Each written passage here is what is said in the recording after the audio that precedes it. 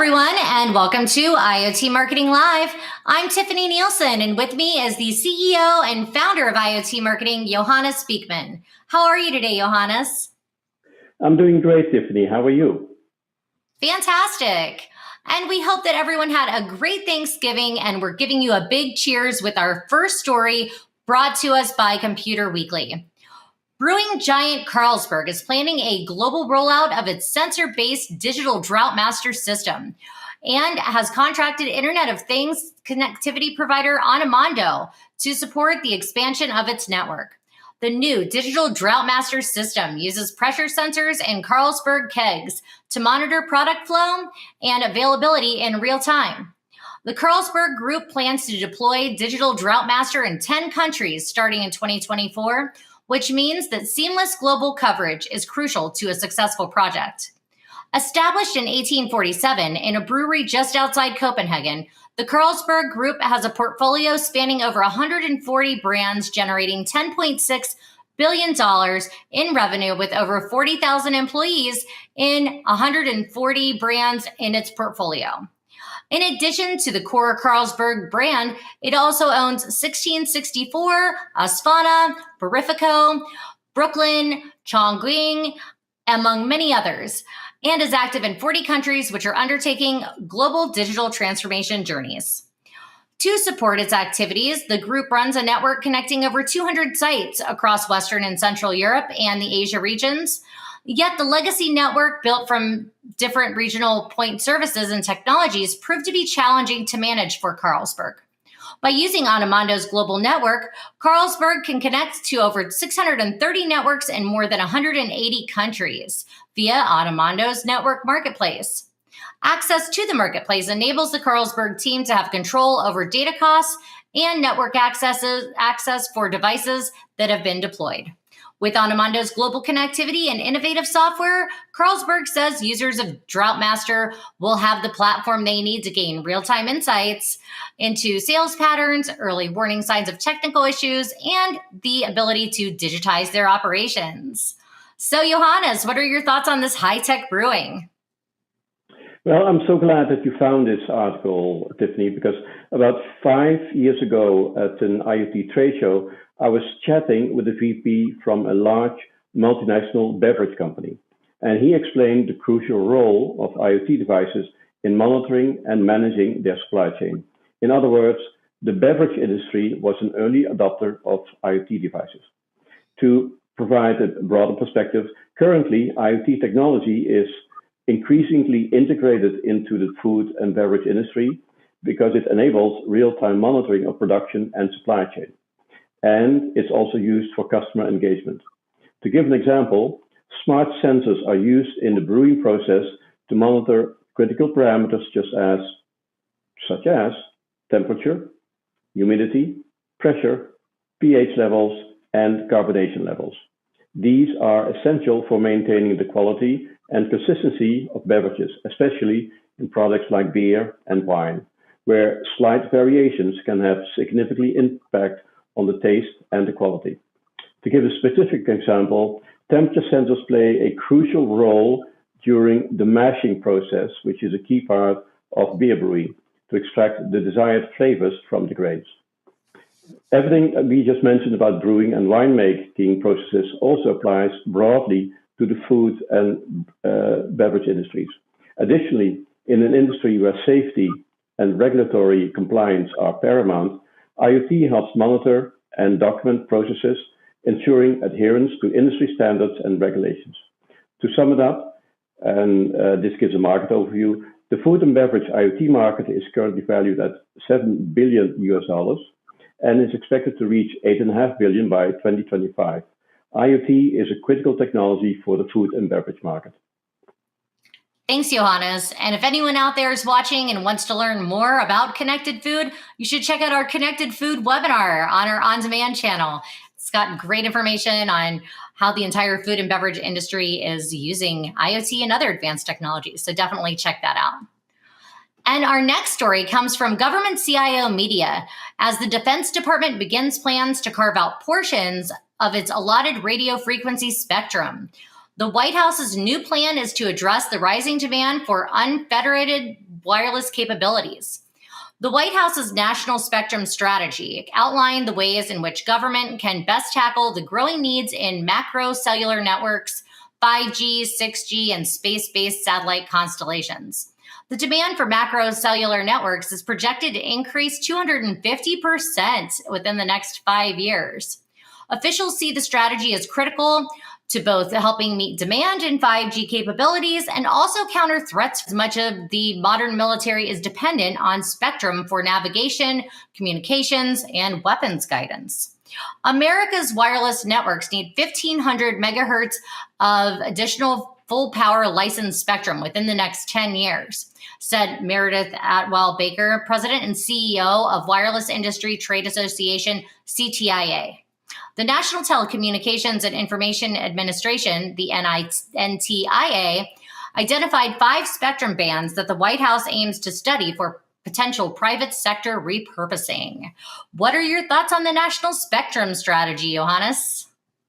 Well, when reading this article, what struck me is that the reason the government gives why they're doing this is the rising demand, as you mentioned, in unfettered wireless capabilities. The government, of course, is always reallocating and selling spectrum, but I haven't seen them respond specifically to this demand for unrestrained, unfettered wireless capabilities like this before. So let me unpack this. So what does unfettered wireless capabilities mean? What does it refer to? So these are wireless communication technologies that are not restricted or limited in any significant way. Looking at it from different angles, it helps with range and accessibility. So these capabilities may offer extensive coverage, allowing devices to connect over long or longer distances, or in areas where traditional wireless coverage is weak or non-existent. Then with the capabilities are bandwidth and speed. So these are high data transfer rates without significant restrictions on the amount of data that can be sent or received. Compatibility and interoperability is another aspect, which means that the ability to work across various devices and platforms without needing specific hardware or software configurations. Then, of course, security.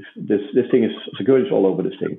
So this refers to robust security measures that protect against unauthorized access or data breaches while maintaining ease of use and accessibility. And then regulatory freedom. So this means minimal regulatory constraints, allowing for more innovation and broader application of the technology. So this article is essentially about more. And I particularly appreciate the argument for compatibility and interoperability. That could become very interesting. And in addition, of course, this article was written with security in mind.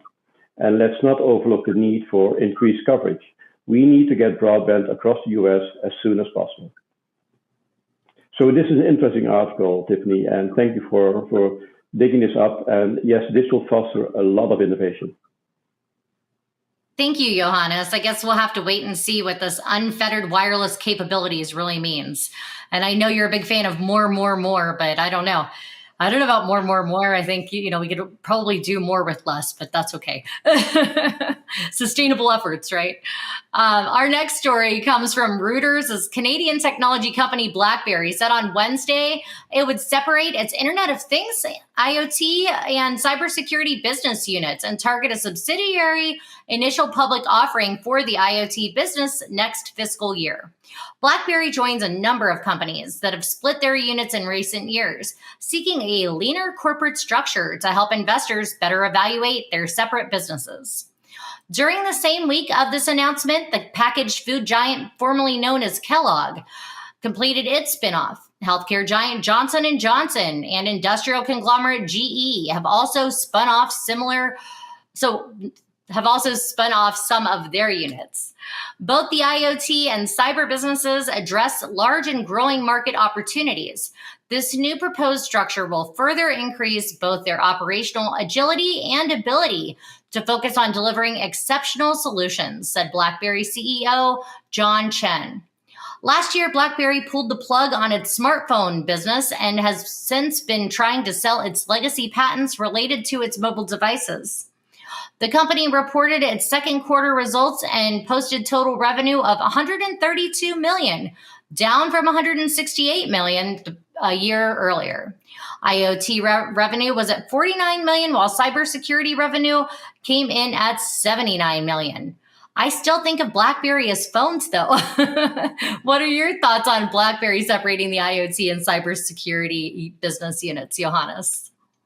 Well, first off, these are sizable businesses, so these are not small business anymore. And it appears that these two sectors are being carved out as the rest of the company faces challenges. And let's be frank, and you mentioned it, we primarily associate BlackBerry with its iconic smartphones. However, with the launch of the iPhone by Steve Jobs, the era of BlackBerry's dominance came to an end. And BlackBerry has attempted to counter that with its own mobile devices, but it simply failed to gain significant traction. Nevertheless, they successfully built a business in cybersecurity, capitalizing on one of the original BlackBerry's key strengths, which is cybersecurity. Additionally, BlackBerry transitioned the company to focus on IoT and software, and they launched the BlackBerry IoT platform and strategically shifted from a hardware-centric path to a software-focused approach and future. This shift aims to leverage the strengths in security and software development in the rapidly growing IoT market. So this pivot is well aligned with the increasing demand for secure, efficient, and interconnected devices in both consumer and industrial applications. Thus, the future of BlackBerry seems to hinge on its ventures in cybersecurity and, of course, IoT. Thank you, Johannes. And next, we have another cybersecurity related story for you. According to Security Magazine, a recent survey found that 97% of organizations face challenges securing IoT and connected devices. Wow, 97%. Keyfactor and Vanson Bourne released findings from an independent survey and analysis that examines the state of IoT security for both manufacturers and end users. The report, Digital Trust in a Connected World, Navigating the State of IoT Security, reveals concerns and challenges modern businesses face when establishing digital trust in today's connected world. Additionally, showing 97% of organizations are struggling to secure their IoT and connected products to some degree. The research survey also found that 98% of organizations experienced certificate outages in the last 12 months, costing an average of over $2.25 million. The costly outages organizations have faced in the past year are not only the expense of inefficient IoT security. The report found that 89% of respondents organizations that operate and use IoT and connected products have been hit by cyber attacks at an average cost of $250K. Furthermore, in the past 3 years, 69% of organizations have seen an increase in cyber attacks on their IoT devices. The increase in IoT attacks is the March attack on Amazon's Ring, pun intended, that exfiltrated sensitive customer data, such as recorded footage and credit card numbers. The study was conducted by Vanson Bourne on behalf of Keyfactor with responses from 1,200 IoT and connected product professionals across North America, EMEA, and APAC. All respondents had some responsibility or knowledge of IoT or connected products within their organization, and included original equipment manufacturers, OEMs, and those who are using and operating connected devices within their organization. What are your thoughts on the security statistic survey and the challenges surrounding IoT security, Johannes? Well, there are a lot of challenges, Tiffani, and you already highlighted in the story. But let me illustrate the scale and the nature of the challenges that we're facing in IoT, Tiffani. So let me highlight some other key statistics and trends in IoT as of 2023. So one of the problems is, of course, the growth of IoT devices. The number of IoT devices continues to grow, and estimates are exceeding tens of billions of devices. So what this means from a cybersecurity perspective, it means there is a vast attack surface for potential cyber threats. Then there is also the increase in IoT attacks. Reports indicate there's a significant year-over-year increase in cyber attacks targeting IoT devices. Then, if you hadn't heard about it yet, there is ransomware on IoT. There is a significant percentage of IoT-related security incidents that involve ransomware. And this reflects the growing trend of targeting IoT devices for ransom attacks. Data breaches involving IoT is another attack vector. I mean, there's a substantial portion of data breaches that have been linked to IoT devices. DDoS attacks via IoT, a significant number of distributed denial of service attacks are being facilitated through compromised IoT devices. And to just highlight a particular industry, IoT in healthcare there are a lot of vulnerabilities. So healthcare sector is increasingly reliant on IoT for patient monitoring and other services. And it has seen a significant rise in IoT targeted attacks. A new one, firmware attacks. There's a growing trend in attacks focusing on exploiting vulnerabilities in IoT firmware. Customer awareness surveys indicate here that the majority of the customers are concerned about the security of their IoT devices. However, only a small percentage takes proactive steps to secure them. Business preparedness, a significant number of businesses reportedly feel unprepared to tackle the security challenges posed by IoT devices in their networks. And then security spending, it's a big industry. Investment in IoT security solution has seen a significant increase, which reflects the growing awareness and response to IoT security threats. And then, of course, regulatory compliance. With new regulations coming into effect globally, a large percentage of IoT manufacturers are working to ensure compliance with standards like GDPR, HIPAA, etc. And then let's not forget patch management. A notable challenge for IoT security is a lack of consistent patch management, with many devices remaining unpatched and vulnerable. Menfold, one of the companies that participated in the Summit of Things, is one of the companies who is trying to address this issue. And then next item, AI and IoT security. The adoption of AI for IoT security is on the rise, with a significant percentage of organizations using or planning to use AI for this purpose. A new one, at least on my list, are the supply chain attacks. The IoT supply chain is increasingly being targeted with a significant number of attacks aimed at compromising devices during manufacturing or distribution.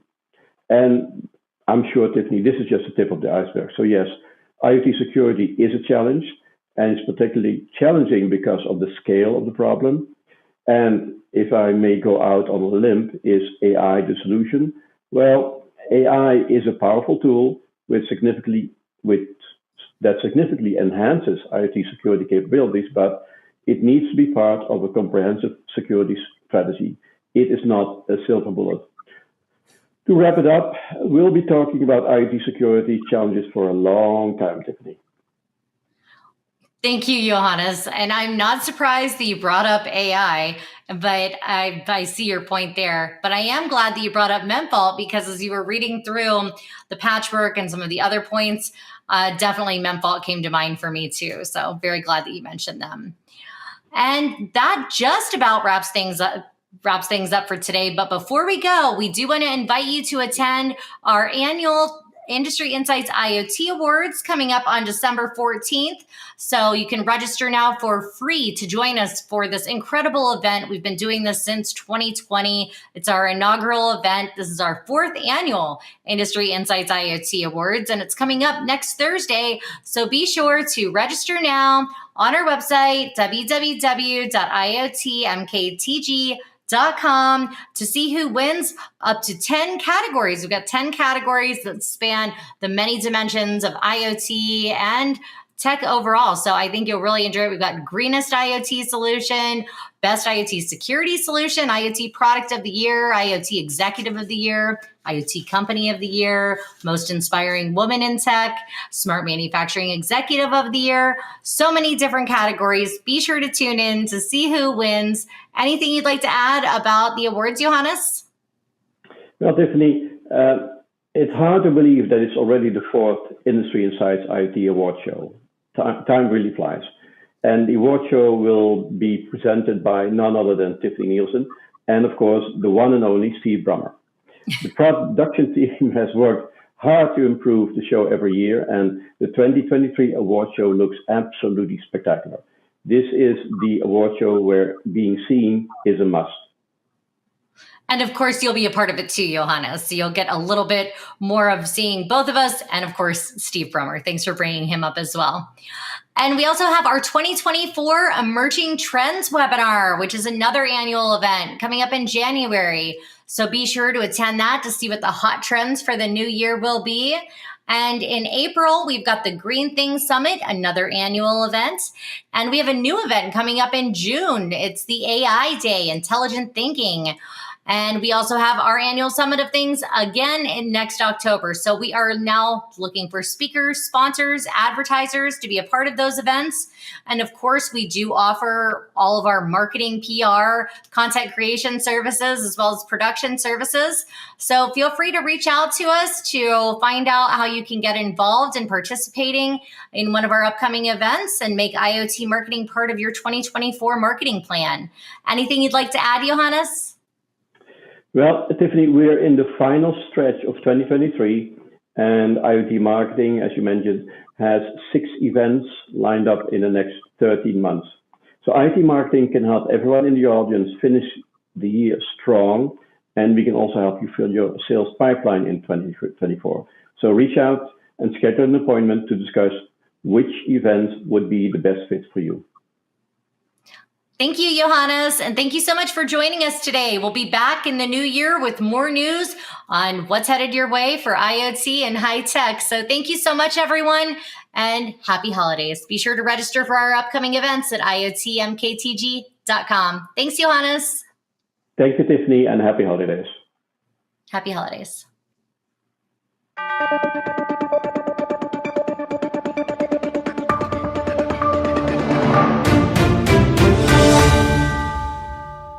Your organization has built a smart device.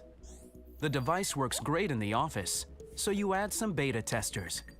After finding and fixing a few bugs, it's time for mass production. Devices by the thousands are shipped to customers worldwide, and immediately, there's trouble. Devices in the field start having unexpected issues. Customers are frustrated, negative reviews pile up, and your support and engineering teams are overwhelmed with tickets. As your team is scrambling to diagnose the issues, sales slow, features get delayed, and your competition gets an edge.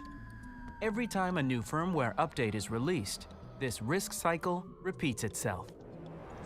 But what if firmware releases could be de-risked? What if you could frequently ship new features and enhancements with confidence? Enter Memfault. Memfault is the first cloud service designed to manage smart devices. Memfault helps you reduce risk, ship products faster, and resolve issues right away with fleet monitoring, cloud debugging, and controlled firmware updates. Wherever your devices may be, Memfault collects performance data like battery level and connectivity information and sends it back to a central location. We crunch the numbers and give you actionable insights at a glance.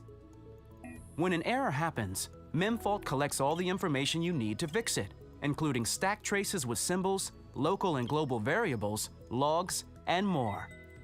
Within minutes, your team is notified of the problem and can start working on a fix. No need to reproduce it or to ship the device back to the office. When you're ready to release new firmware, use Memfault's controlled firmware updates to incrementally update your fleet. Memfault will make sure devices get the correct firmware, track adoption, and continuously monitor for new issues. Memfault helps you dramatically reduce overhead and confidently ship new features more often. Ready to stop guessing? Use Memfault and kickstart a new virtuous cycle for your company. Try Memfault for your smart devices today.